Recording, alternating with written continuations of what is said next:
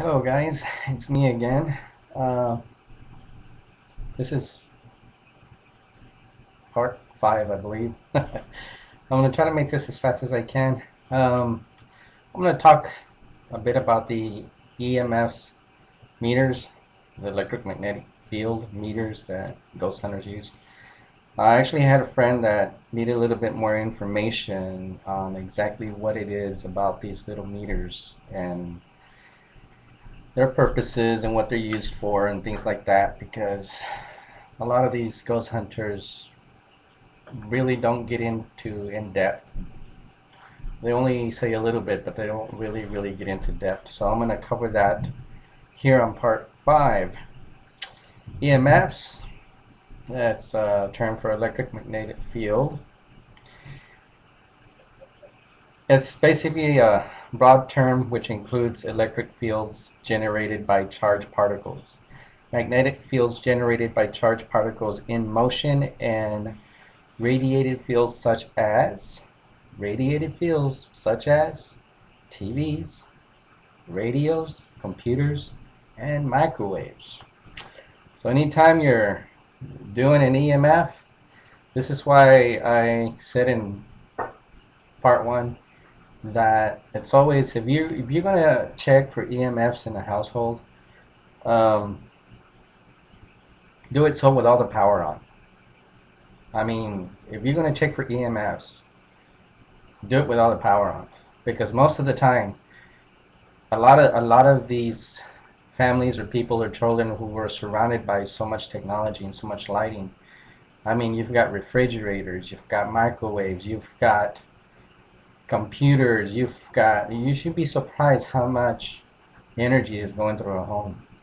So you can measure it with the lights on, and then again measure it when you literally totally shut the power down completely, especially at a house. Go and shut all the breakers down. Uh, the safety accurate measurement for a E.M.F should be 2.5 mg. Mg, milligus. Mg stands for milligus. And believe it or not, a lot of vacuum cleaners, can openers, hair dryers, actually, those little small things actually put off over about 300 or more mgs. So you are pretty much surrounded by a lot of E.M.Fs, and that'll give you guys a little bit more information about E.M.Fs for those of you that really don't know about E.M.Fs. Uh, there's two types of EMF,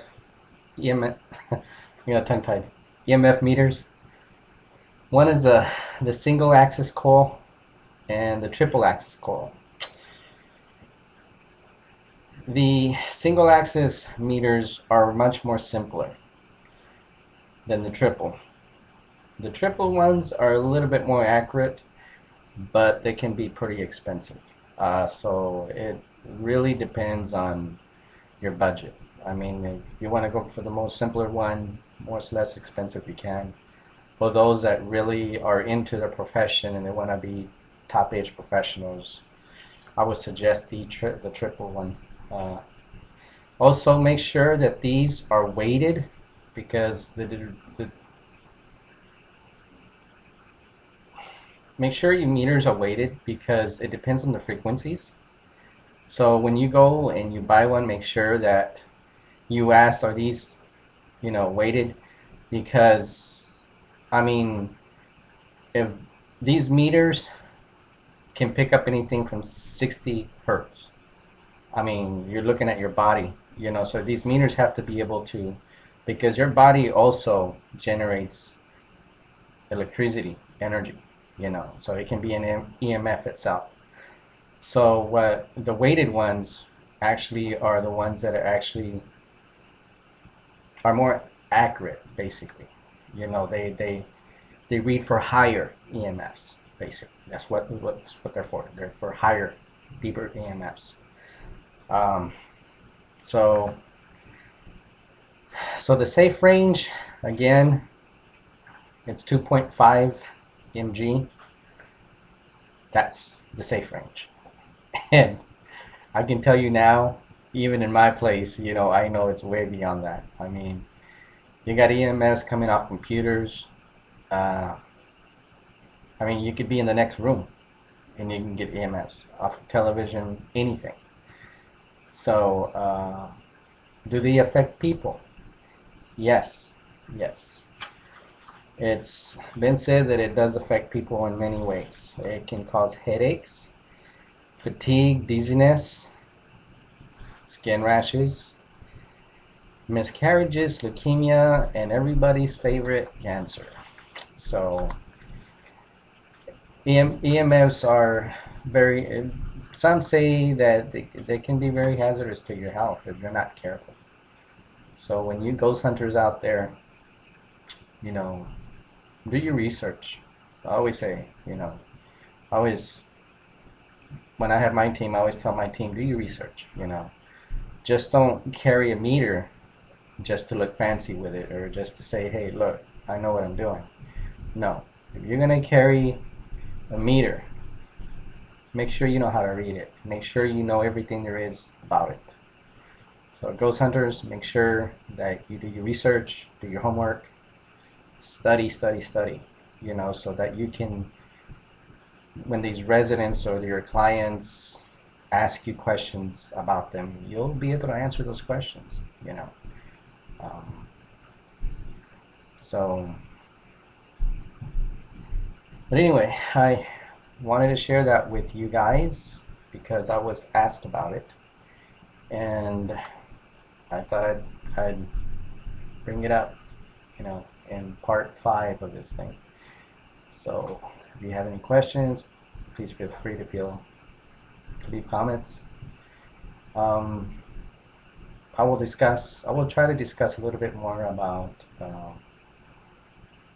sound recordings, things like that, photography, camera, how to distinguish a particle from one that that isn't a particle, you know, or should I say, what do you call those, orbs?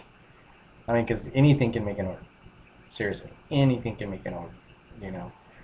I've been doing photography for many years, and there's a lot of things that a camera will actually do that unless you have a trained eye, you can think that you captured something that wasn't there when in reality it's just the camera, you know.